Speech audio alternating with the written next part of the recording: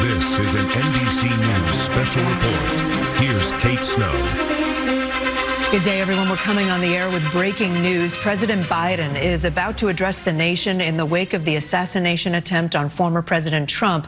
As we await the president, here's what we know right now. The shooter has now been identified as 20-year-old Thomas Matthew Crooks.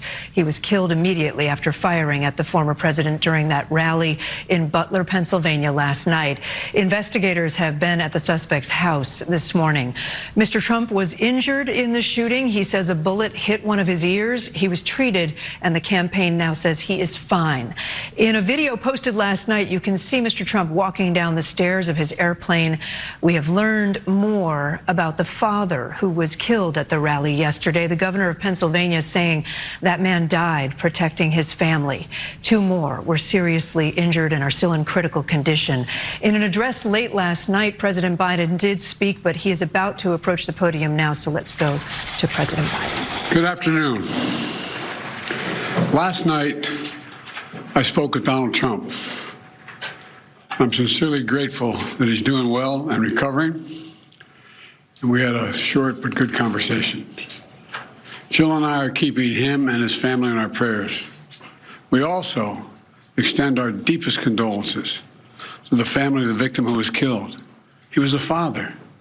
He was protecting his family from the bullets that were being fired, and he lost his life. God love him. We're also praying for the full recovery of those who were injured. And we're grateful to the Secret Service agents and other law enforcement agencies and individuals who risked their lives literally for our nation. As I said last night, there is no place in America for this kind of violence, or any violence for that matter. An assassination attempt is contrary to everything we stand for as a nation, everything. It's not who we are as a nation. It's not America. And we cannot allow this to happen. Unity is the most elusive goal of all, but nothing is important than that right now, unity. We'll debate and we'll disagree. That's not going to change, but we're going to not lose sight, in fact, who we are as Americans. Look, Vice President Harris and I were just briefed in the Situation Room by my Homeland Security team, including the Director of the FBI, the Secretary of Homeland Security, the Attorney General, the Director of the Secret Service, my Homeland Security Advisor, the National Security Advisor, and we're going to continue to be briefed. The FBI is leading this investigation, which is still in its early stages. We don't yet have any information about the motive of the shooter. We know who he is. I urge everyone, please, don't make assumptions about his motives or his affiliations. Let the FBI do their job and their partner agencies do their job. I'm instructed that this investigation be thorough and swift, and the investigators will have every resource they need to get this done. Look, as this investigation continues, here's what we're going to do. First, Mr. Trump, as a former president and nominee of the Republican Party, already receives a heightened level of security. And I've been consistent in my direction to the Secret Service to provide him with every resource, capability, and protective measure necessary to ensure his continued safety. Second, I've directed the head of the Secret Service to review all security measures for the Republican National Convention, which is scheduled to start tomorrow.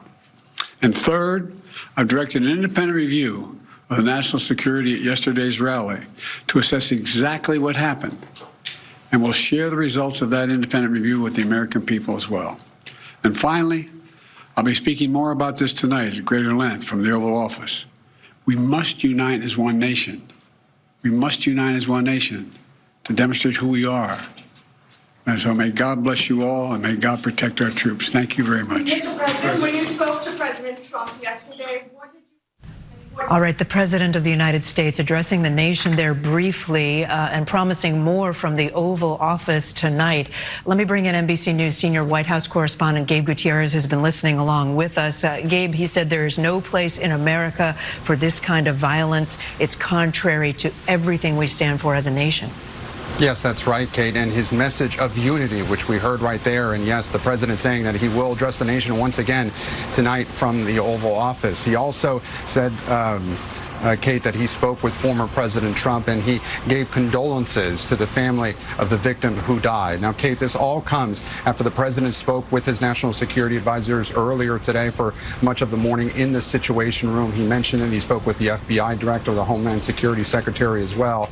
But this all comes among the greater context of the campaign as well, Kate. We just learned a short time ago that this is already affecting the president's official travel, which was scheduled for tomorrow. He was supposed to travel to Austin, Texas to speak at the LBJ Library. We've also learned just a short time ago that his previously scheduled interview with our colleague Lester Holt has now been moved here to Washington.